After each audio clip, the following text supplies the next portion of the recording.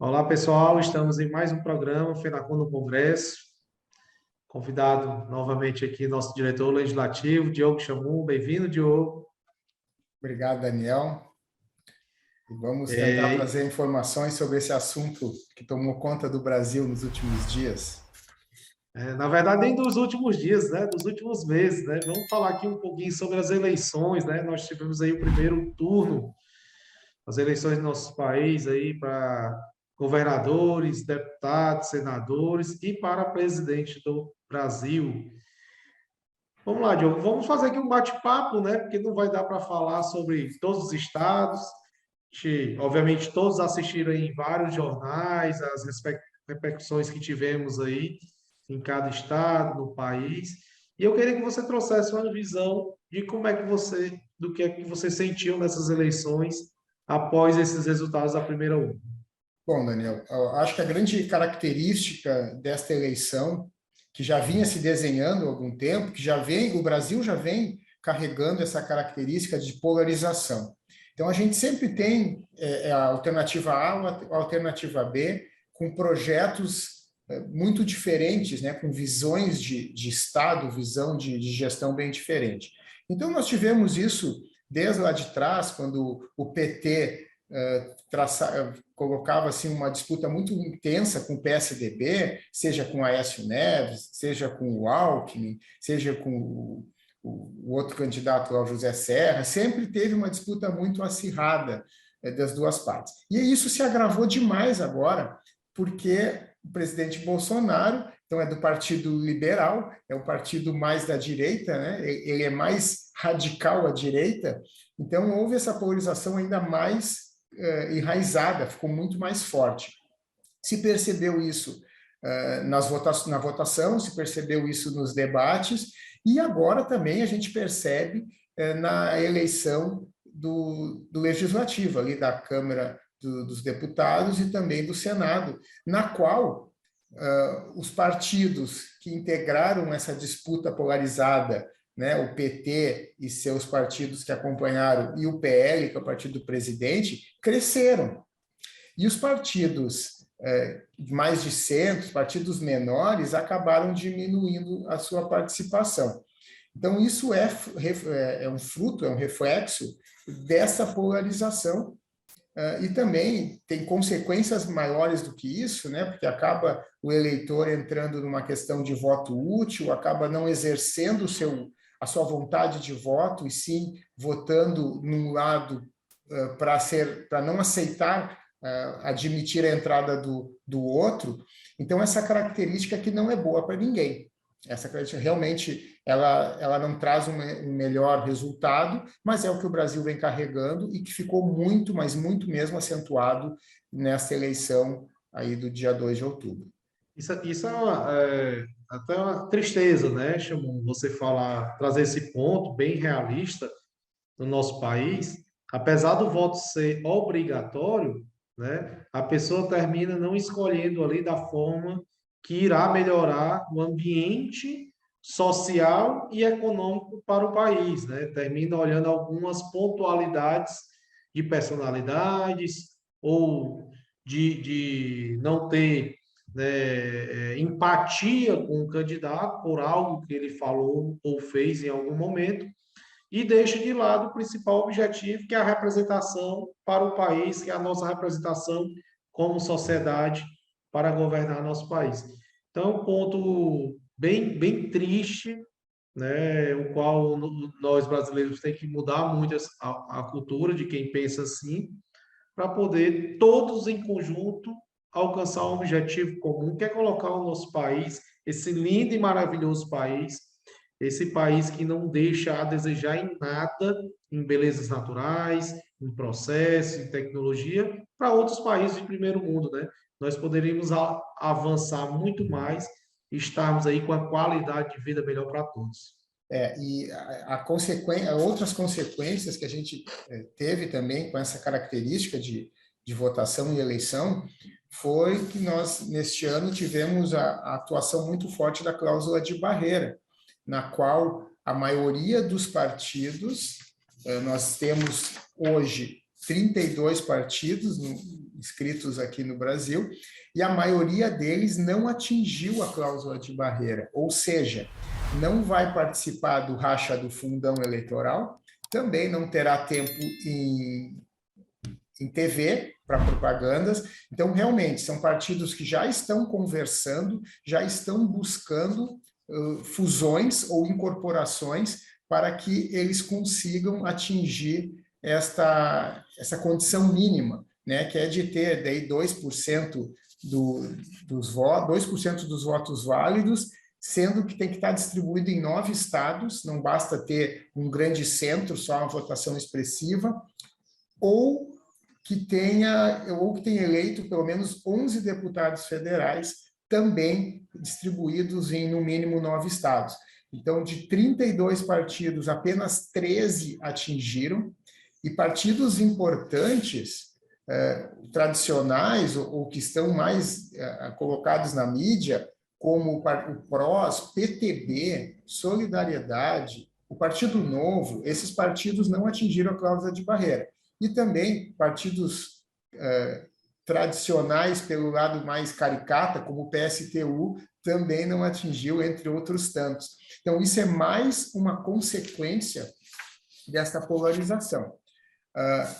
Agora, a gente tem que esperar o início dos trabalhos a partir de janeiro de 2023 para ver como que vão ser tratadas as pautas. A nossa preocupação fica na questão da economia, na questão de destravar a economia, ter facilidade, se fala muito em reforma tributária. Agora, com esta nova composição do legislativo, a gente vai ter que acompanhar e ver de que forma que isso vai se dar. É uma novidade, né? A gente não conhece ainda os parlamentares, a renovação ela foi um número bem razoável, e com essa polarização, os deputados que acompanham o presidente Bolsonaro aumentaram, assim como os que acompanham o candidato Lula também tiveram um acréscimo, né? Onde a perda se deu nos partidos menores intermediários. Então, é uma incógnita. A gente tem temas muito estruturantes para discutir, que inclusive vem se arrastando no Congresso há muitos anos. Eu posso citar aqui, por cima, né, a reforma tributária, a reforma administrativa, e agora vamos ver qual a velocidade que isso vai se dar. Muito possivelmente os novos parlamentares vão ter que estudar o tema, vai se perder um bom tempo com isso, mas que a gente possa avançar para um sentido positivo, né? E não adianta fazer mudança só por mudar. A questão da renovação, né, tem dois lados, né? O lado um pouco ruim é essa perca do time, que realmente eles vão chegar, vão ter que conhecer aquela pauta para poder até dar uma opinião melhor, mas também tem um lado positivo de renovação, de trazer ideias novas, de querer, né? Possivelmente querer um país melhor. Esperamos que eles venham com essa cabeça, não importando o partido, seja lado A, lado B, mas que pensem no Brasil como um todo. E chamo também pegando o trecho que você falou dos partidos, né, dos 32 partidos, 13 não alcançaram. É interessante ver que agora os partidos eles pensam como empresas, né? Então estão fazendo o planejamento estratégico deles de como ganhar mais espaço, entre aspas, no mercado para conseguir alguns objetivos, né? Então eles estão fazendo fusão, né, se unindo para poder alcançar alguns números que são obrigatórios para ter aquele espaço ou receber alguns valores. Não é uma coisa que a gente vê com bons olhos, porque são muitos partidos, né, uma briga política muito grande. Esse fundo eleitoral são números bem expressivos que poderiam ser utilizados para a melhoria de várias ações sociais, por exemplo, em nosso país. Mas são fatos que existem, que a nossa legislação permite e que nós temos que conviver. Mas sempre ficamos atentos a essas mudanças.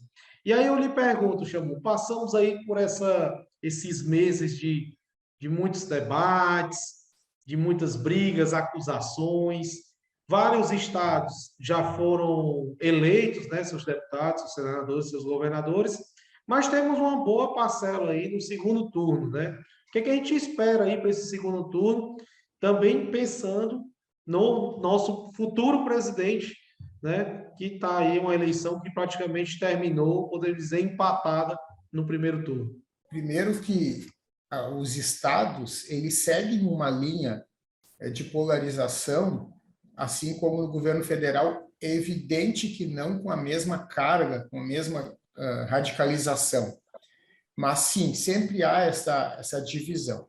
E quando a gente começa, em cima da tua fala, Daniel, quando a gente começa a falar em planejamento de partido, eu me preocupo, porque o planejamento, às vezes, o interesse do partido pode estar conflitando com o interesse da sociedade. Aí nós temos um problema. Porque se um partido faz determinado planejamento para conquistar espaço para isso, para aquilo, se o partido não tem uma linha de conduta razoável, não é bom para a sociedade. Então, isso é uma coisa que é uma dinâmica muito ruim também, porque em qualquer Câmara Câmara de Vereadores, Assembleia Legislativa, Câmara Federal, Senado, sempre há muito interesse. E os interesses acabam também dificultando o avanço de medidas positivas. E aí, a gente também, esses interesses acabam sendo pessoais ou partidários. E aí, de novo, o interesse da sociedade, o interesse da nação acaba ficando em segundo plano. A gente tem aí o exemplo da reforma tributária, a reforma que, num primeiro momento, trazia bons avanços, precisava de alguns ajustes, é bem verdade, mas acabou se distorcendo de uma forma pela intervenção de estados, municípios, na representação dos seus deputados, seus parlamentares. Então, isso é uma outra coisa que a gente tem que tentar trabalhar, tinha que tentar mudar. Eu acho que a política está sofrendo uma renovação. A gente percebe, apesar de um programa político, e esse ano eu me detive a olhar por curiosidade, o programa político é assustador a qualidade, a diversidade, as pessoas buscando um espaço como emprego. Ainda tem muita gente que busca a política como uma forma de se autossustentar. Mas, de qualquer forma, se a gente pegar os eleitos, há uma renovação, há gente de boas ideias. Eu acho que a corrupção tomou uma chacoalhada com a questão da Lava Jato, então ainda existe, mas de uma maneira diferente. E quem está entrando, me parece que está entrando com boa intenção. Isso é muito positivo. Agora, a gente precisa avançar com as pautas necessárias. E para avançar com as pautas necessárias, os nossos parlamentares têm que se despir das camisas de interesse pessoal e partidário e pensar no interesse comum, no interesse público, que é onde vai nos trazer melhorias. A gente vem batendo há muito tempo, momento de pós-crise, pós-pandemia, pós-guerra, a guerra não terminou, mas a gente passando os efeitos. As medidas precisam ser adotadas com todas as forças no sentido de destravar a economia, no sentido de facilitar. E aí a gente tem que fazer um reconhecimento. Esse governo que está no fim do Bolsonaro, ele sim fez várias medidas no sentido de aliviar a economia, desburocratizar, e a gente precisa que isso siga. É evidente que precisa do Congresso para passar.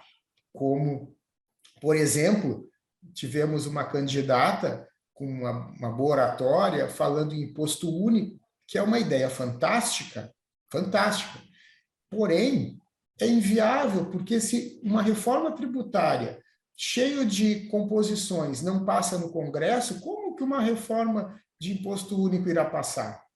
É inimaginável. Ou há uma transformação gigante na qual a gente não acredita de uma hora para outra, ou não há como passar no Congresso. E eu sou um pouco mais radical. Eu acho que neste momento de debate, a lei eleitoral tinha que prever que as promessas teriam que estar vinculadas à origem orçamentária e, em eleito, se não cumprir, teria que ficar inelegível por algum tempo, por 2 mandatos, por 2 eleições. Acho que para a gente poder moralizar um pouco porque as pessoas dizem que vão fazer isso, fazer aquilo, e pessoas, às vezes, não só para a majoritária, também para poder para a Câmara, para o Senado nem tanto, né, mas a Câmara e as regionais, dizendo que vão fazer isso ou aquilo, mas não dependem deles. Então, é um argumento também que às vezes leva a uma interpretação errada, às vezes é fantasioso. Eu acho que está mais do que na hora de se eliminar esse tipo de situação, até porque os 150 milhões de votantes no Brasil, a grande maioria tem uma cultura muito reduzida.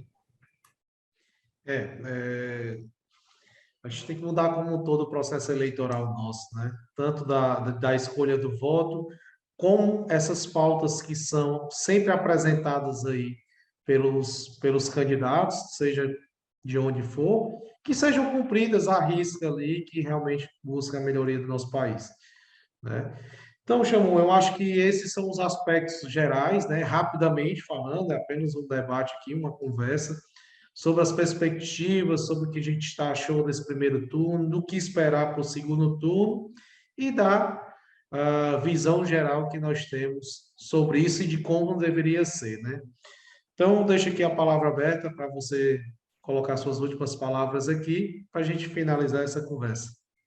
Bom, estamos numa reta final para a definição de uma... Vamos concentrar na questão do Brasil, né? As partes estaduais também estão rolando, mas estamos numa reta final, cada um tem seus interesses, suas vertentes. Eu acho que a gente precisa, assim, se aprofundar para poder fazer um bom voto. E, após isso, todos somos brasileiros, a gente precisa torcer e fazer força e apoiar para que o Brasil vá em frente. Os partidos são necessários, mas a nós, cidadãos comuns, apartidários, o que vale são os resultados, o que vale é o rumo do Brasil. E essa é a nossa torcida. Então, a gente torce, sim, a gente também tem preferência por candidato, em estando nesse meio legislativo, em acompanhando as últimas gestões presidenciais, a gente sempre, todo mundo vai ter sua preferência, mas a gente tem que entender, todos têm que entender que o objetivo final é o Brasil. Então, é nesse sentido que eu me despeço, vou fazer a minha parte dentro do que eu entendo, dos meus entendimentos, e fico na torcida aí que todo mundo possa ter um acompanhamento tranquilo aí, consciente. É isso aí, Chamu. Fica aqui as minhas palavras suas. Vote consciente para um Brasil melhor, né? Vote com sabedoria. Tá bom, pessoal? Muito obrigado. Peço que vocês continuem nos acompanhando em nossas redes sociais, para aí estar sempre atualizado de informações, tanto de congresso, no nosso programa Talks também, que tem muitas informações diárias lá de assuntos diversos. Muito obrigado e até a próxima.